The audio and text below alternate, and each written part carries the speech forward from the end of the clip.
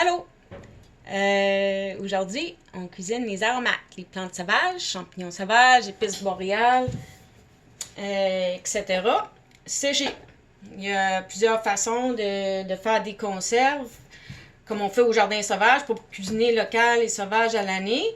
On peut congeler, mariner, fermenter, faire des alcools. Mais souvent que c'est très pratique et facile si on a un déshydrateur de faire sécher. Des fois avec les champignons, c'est un bon exemple, il y a des arômes intéressants qui sortent davantage, même si le rendement est juste entre 5 et 10%. Ça veut dire qu'on en perd beaucoup en volume, mais souvent les arômes sont très intéressants. Avec les fleurs, puis les thés, les herbes, on en perd, c'est sûr, mais c'est quand même pratique. Souvent, on va les conserver de plusieurs façons. Mais aujourd'hui, c'est ça. C'est le séché qu'on va faire des recettes. C'est souvent, le point de départ, c'est une infusion. Fait qu'aujourd'hui, on va faire comme des tisanes, sirop, crème anglaise ou flan, bouillon, sauce. Ça, c'est toutes des infusions qu'on dit en cuisine. Souvent, c'est plus une décoction parce qu'on commence à froid pour sortir le maximum. Idéalement, avec une infusion, le plus long qu'on va faire l'extraction, le plus de saveur qu'on va avoir, mais des fois, on peut pas faire ça. Des fois, c'est parce qu'on veut boire une tisane, puis on veut pas attendre une journée pour boire notre tisane. Des fois, il faut faire attention parce que avec des racines, les champignons, en général, une longue extraction va avoir plus de saveur. Avec les fleurs, avec certains trucs plus délicats, ben, on va en perdre. Fait que, c'est toujours de trouver le bon temps d'extraction. Et avec comme des baies de genièvre, poivre long, sumac. Il y a plusieurs plantes qui ont des tanins ou une astringence ou des amertumes qui peuvent se développer. Fait que ça, on va plutôt les mettre à la fin ou faire une courte extraction, plus faire une infusion à chaud. On pourrait aussi, avec les aromates séchés, faire des poudres souvent, puis les introduire dans les recettes. Ça, on va voir ça plus tard. Mais comme avec le thé du Labrador ou le sumac, beaucoup de choses, on peut pas manger. C'est comme une feuille de laurier, on mange pas la plante. On veut juste sortir l'arôme. Ici, on va commencer avec une tisane. On va prendre notre tisane maison. C'est un mélange de menthe poivrée, menthe douce, églantille, marocal, foin d'odeur, thé du Labrador, thé des bois, sumac, sureau. Un beau petit mélange. Fait que ici, c'est délicat. Il faut faire attention au tanin du thé du Labrador. Puis on veut boire notre tisane bientôt. Fait qu'on va faire une infusion à chaud, pas trop longue.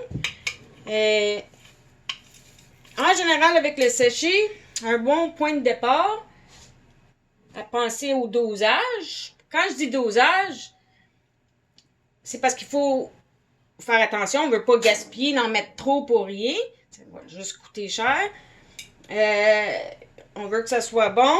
Puis avec certaines plantes, il faut faire attention au dosage, comme avec tout ce qui a des coumarines, comme le foin d'odeur, le mélilo. C'est comme avec du romarin, basilic, muscade. Toutes les plantes, la différence entre délicieux, médicinal, toxique, c'est une question de dosage.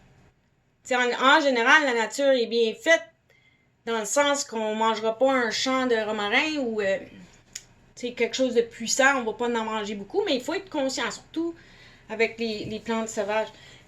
Fait qu'en général, un bon point de départ, c'est 1% dans le séché. Mais ici, si on avait... Fait qu'un... Pour 1 litre, 1%, c'est 10 grammes. Vu que c'est quand même délicat, et on va pas faire une super longue extraction parce qu'on c'est une tisane, on va le mettre plus à 1,5 qui serait 15 degrés. 15 degrés. 15 grammes.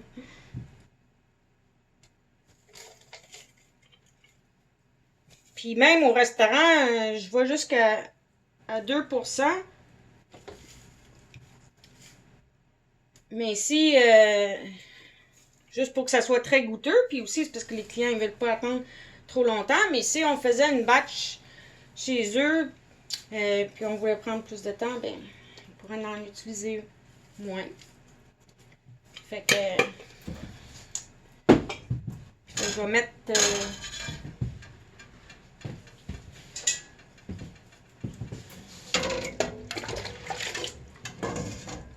et puis ça dépend des goûts aussi.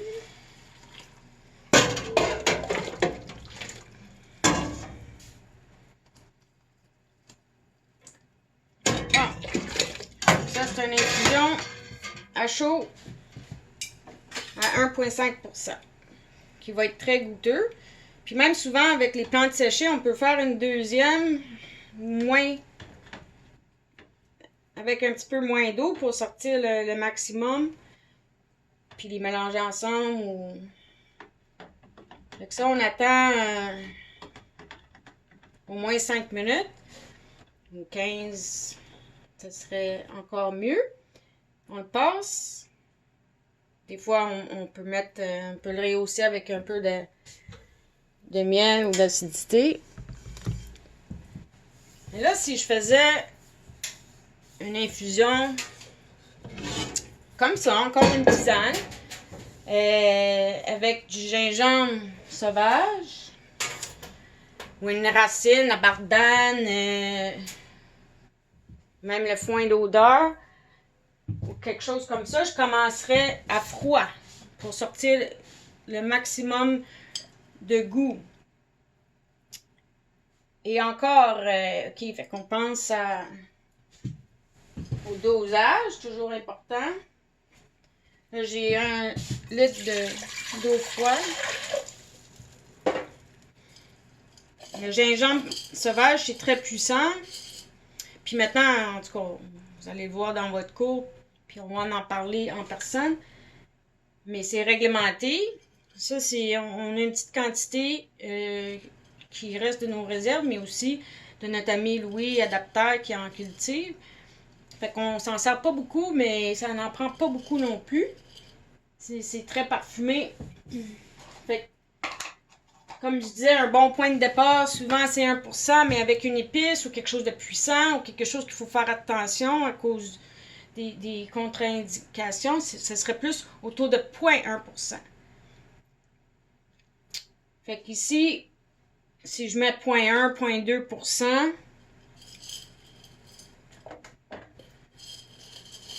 de gingembre sauvage,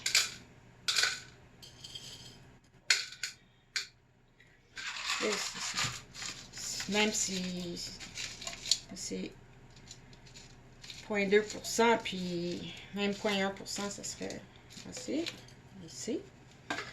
Parce que là, si on n'est pas pressé, on veut sortir le maximum, puis avec quelque chose comme ça, vraiment, on peut le faire plusieurs fois. Le sumac, gingembre sumac, moi je trouve que c'est vraiment comme bon pour la grippe, mais bon au goût. Ça, c'est fruité, acide, mais astringent. Fait que ça, on va le mettre plus tard pour sortir. Puis ça, on pourrait mettre autour de 1%. Fait que ça serait 0,5. Quelque chose comme ça. Vous pouvez y aller à l'œil, mais je veux dire, en cuisinant, en général, mais surtout avec ces plantes précieuses-là, c'est vraiment important de penser au dosage. Bon.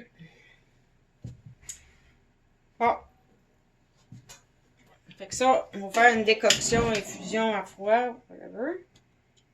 Fait qu'on va laisser ça infuser doucement.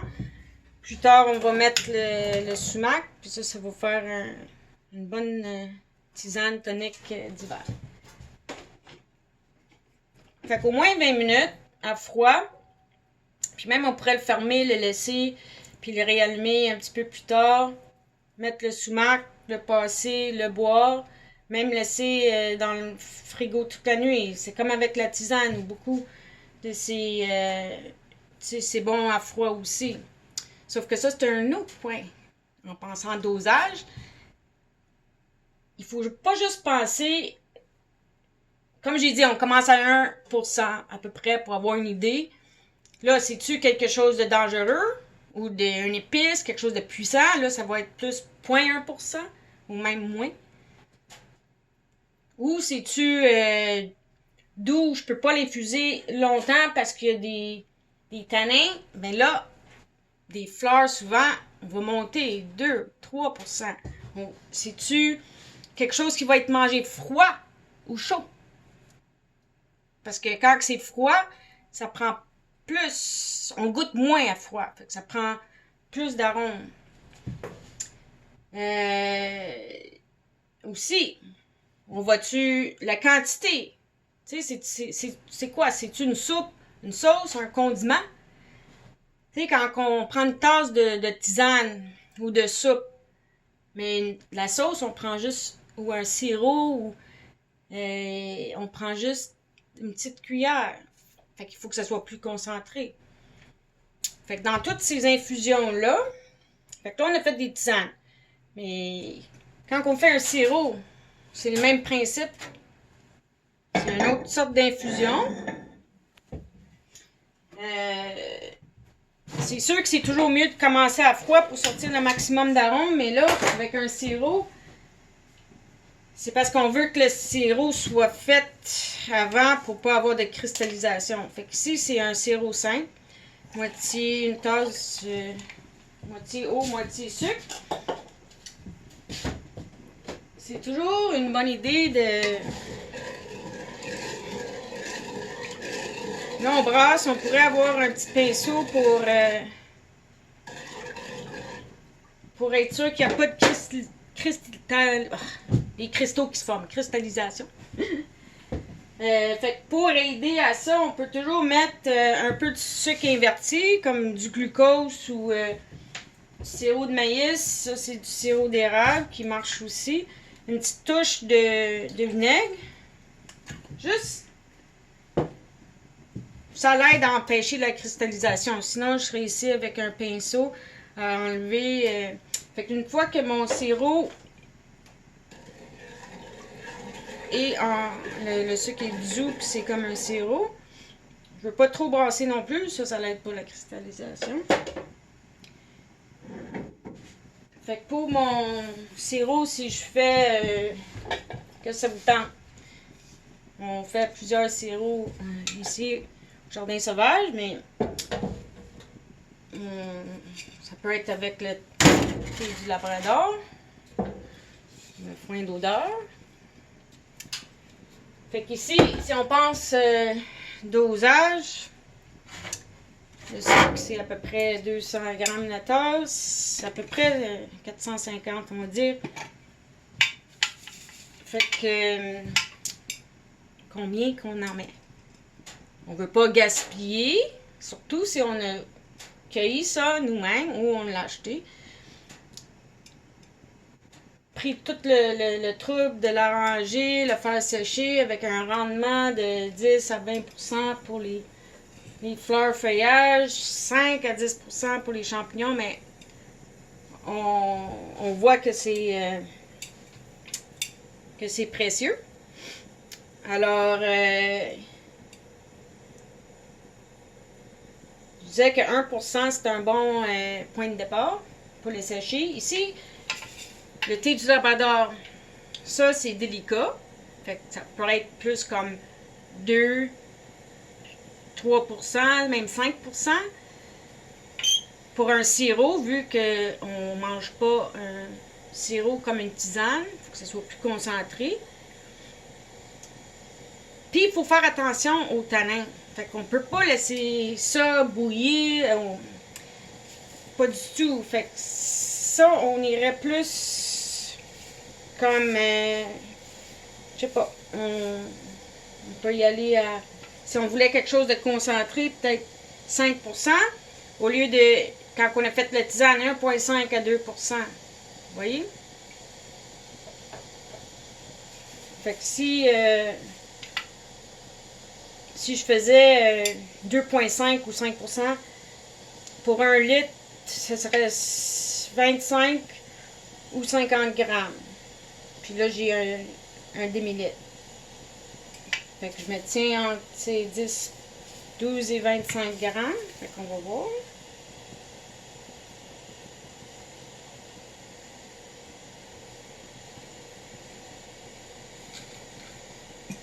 Ici aussi, il y a de la fleur de thé là-dedans. Ça, c'est encore plus parfumé. Fait que c'est sûr que c'est assez ça. J'ai 11-12 grammes. Fait que ça, c'est 2,5%. Fait que mon sirop est formé. Pas de cristaux.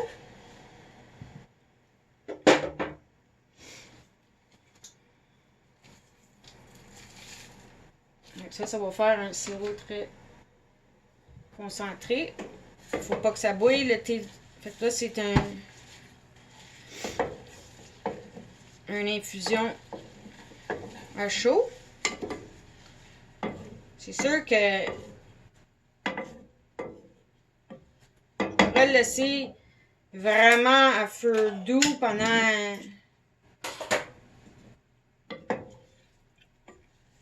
non, mais avec le thé comme ça, on veut vraiment éviter l'amertume, fait que c'est mieux de le faire. On va le laisser de côté.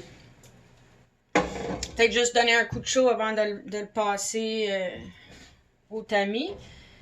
Fait que si ça n'a pas bouilli, puis si ça reste juste chaud comme ça, on peut le laisser 20 minutes, une demi-heure, même plus longtemps.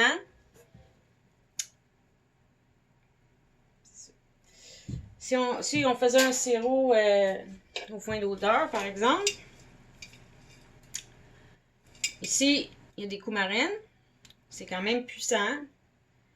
Fait que c'est sûr qu'il faut rester dans le coin de 0,1% plus que 1%. Mais vu que c'est un sirop, on veut que ça soit quand même concentré. Fait que ça, j'irai avec 0,2%, quelque chose. Puis ça, vu qu'il n'y a pas de tanin comme le thé du Labrador, on peut commencer, on peut le laisser vraiment quand même mijoter doucement longtemps. Fait que ça nous permet d'en mettre moins. Fait que c'est ça la réflexion. Des quantités, des dosages, quand même important. Bon. Une autre sorte d'infusion. Crème glacée. Tout le monde aime ça. Ben, appareil à flanc, crème anglaise. C'est vraiment une belle façon. Ça fait sortir tous les arômes. Parce qu'il y a un peu de gras. C'est souvent un bon point de départ pour n'importe quoi qui a des arômes un peu qu'on associe avec le dessert. Fait qu'ici, c'est quoi une crème glacée? Une crème anglaise, c'est du lait, des fois avec un peu de crème dedans.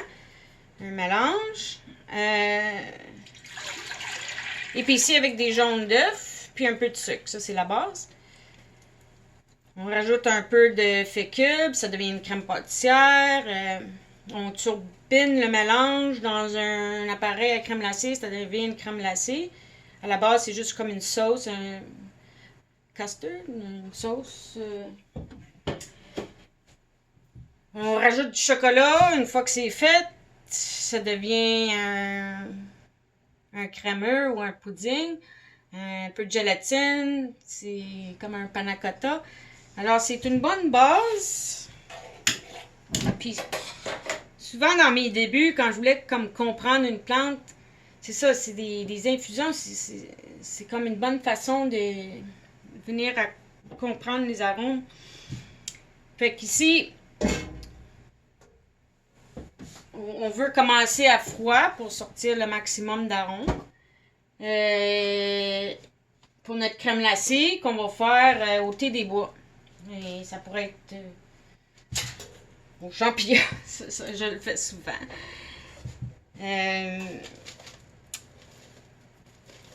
Il y a vraiment beaucoup de possibilités, mais là, avec le thé des bois, ça, c'est quand même très parfumé parce que c'est juste congelé. Le thé des bois perd beaucoup d'arômes séchés, qui est malheureux. C'est quand même pratique. Le fun un peu en tisane, mais c'est un peu de gaspiller la plante. En tout cas, pour moi, pour ça, c'est quelque chose que j'ai trouvé de moi-même. C'est pas beau. Quand on congèle, ça perd sa couleur verte et tout ça. Mais l'arôme est comme très présente. Sous vide, congelé, je trouve que c'est la meilleure façon, juste pour cuisiner le thé des bois. Alors, ici, pour 1 litre, puis c'est sûr que quand si on fait une crème glacée, on va rajouter des jaunes d'œufs, puis tout ça, il faut penser que ça va faire comme, disons, 1,5 kg.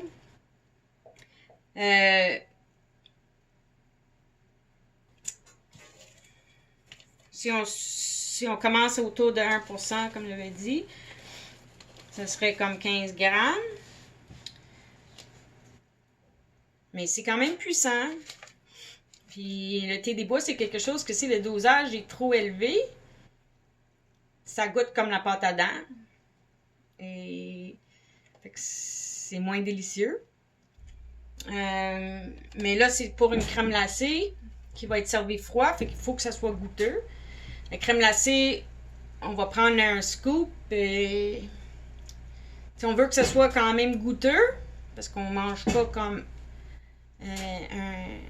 beaucoup, sauf que pas trop. Ça dépend de ce qu'on sert avec. Ça va-tu avoir une sauce au chocolat ou en ce cas-là, ça pourrait être plus goûteux parce qu'il y a quelque chose qui accote si on le veut en douceur. Fait que ça, c'est toutes des choses qu'il faut penser aussi. Combien de temps qu'on va le laisser infuser? Des fois, moi, je fais ma base le jour avant. Comme ça, je laisse ça infuser toute la nuit. La base, je veux dire, avec les jaunes d'œufs et tout. Alors, là, je peux mettre moins. Fait que c'est toutes des choses à penser. Fait que si on vire autour de 1%, mais là, comme je dis, ça va être servi froid. Moi, je vais probablement mettre ça avec du chocolat. Parce que j'aime la combinaison.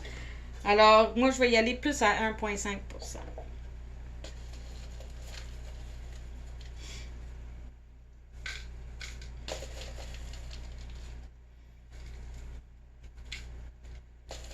Mais je l'ai souvent fait avec des étudiants, ça, puis on goûte, puis il y en a qui trouvent 1,5% parfait.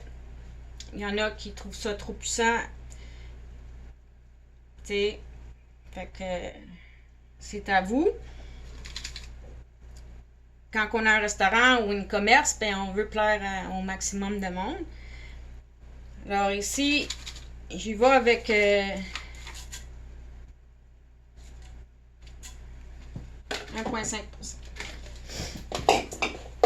Mais ça, je peux voir, parce que si je fais une bonne extraction, ça va faire quelque chose de quand même puissant. Ben, pas trop.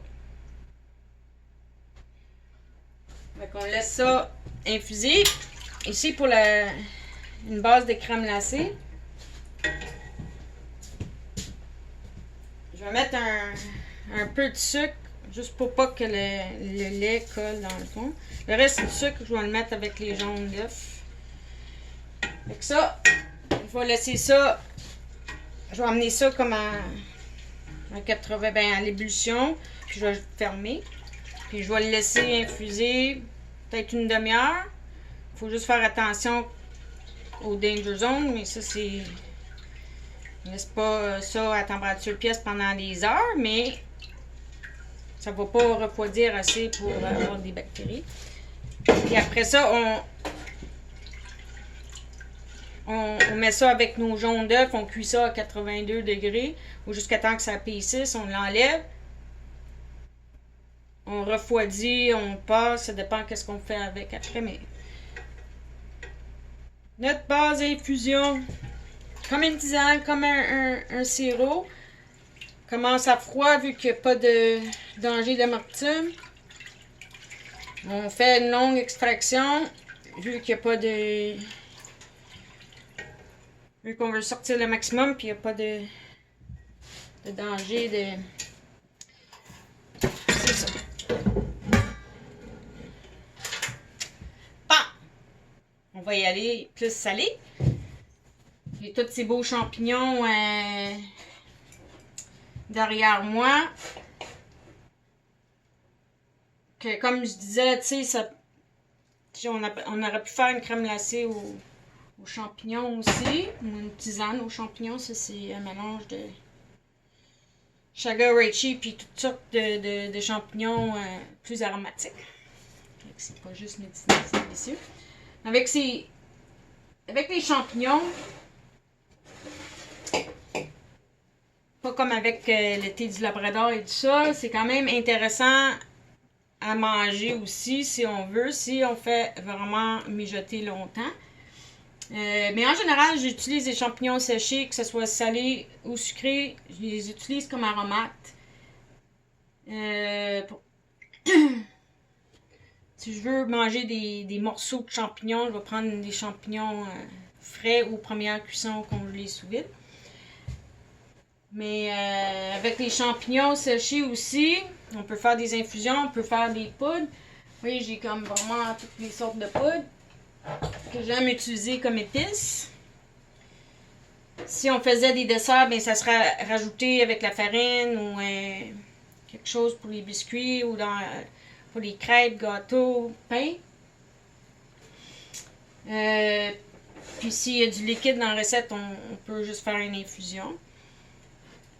Mais là, je vais faire un bouillon de champignons. C'est une infusion qu'on va utiliser pour faire soupe, sauce. Mais il y a une chose avec les champignons séchés, c'est qu'il faut les hydrater au moins 20 minutes pour vraiment sortir le maximum.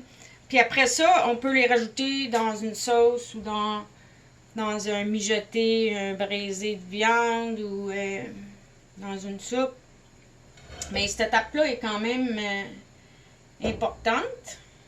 Fait qu'on prend nos champignons séchés. On va prendre notre mélange forestier, qui est vraiment un beau mélange salé ou sucré, avec des chanterelles, des pieds de mouton, des lobsters, des cèpes des mélèzes, des bols à pieds rouges, trompette de la mort. Bon, donc si je fais un litre de bouillon, on passe au dosage.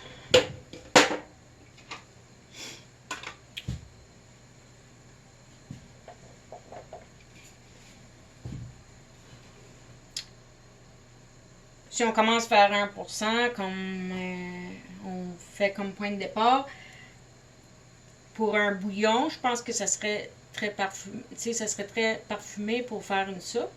Si on veut faire une sauce, on veut quelque chose de plus concentré. Disons 1%, ce serait 10 grammes. 2%, ce serait 20 grammes. Et moi, je trouve que pour une sauce, on vire autour de 25 grammes. Ça dépend si on fait une bonne extraction. Avec les petits sachets qu'on a ici, c'est 25 grammes. Si on fait un litre de sauce avec ça, ça va être très goûteux.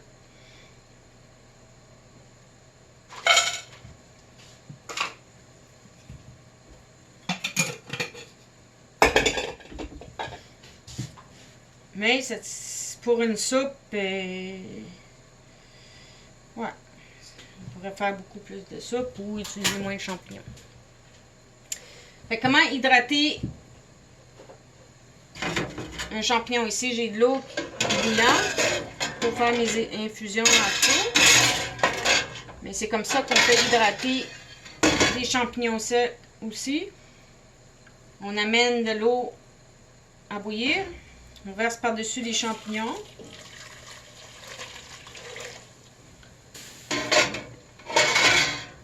On va faire un petit peu plus parce que je veux que ça...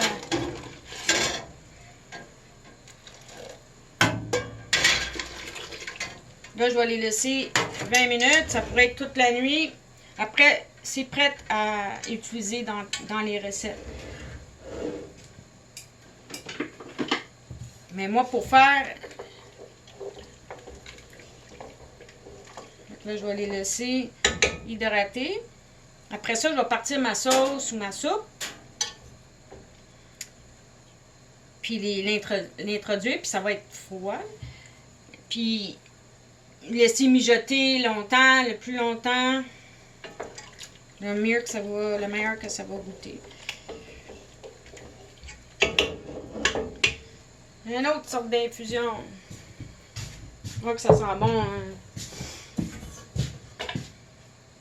Bon, avec ma tisane de gingembre, ça commence à sentir beaucoup aussi. Ça sent comme le patchouli, la coriandre, le gomme à savon. Qui est quand même très spécial. Mais c'est vraiment bon, salé, sucré, en tisane, en sirop, en cocktail, de toutes les façons.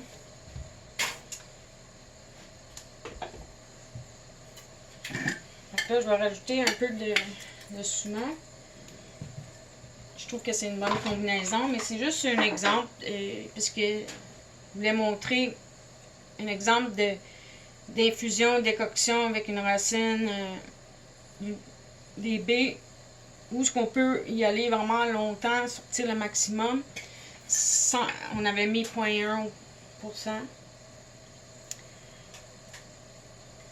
Puis, si je mets... Fait qu'une fois que j'ai vraiment comme... Si je faisais un sirop, je pourrais le laisser plus longtemps. Là, quand j'ai sorti beaucoup d'arômes, au moins 20 minutes, mais mieux si c'est plus longtemps. Mais disons que je veux boire ma tisane.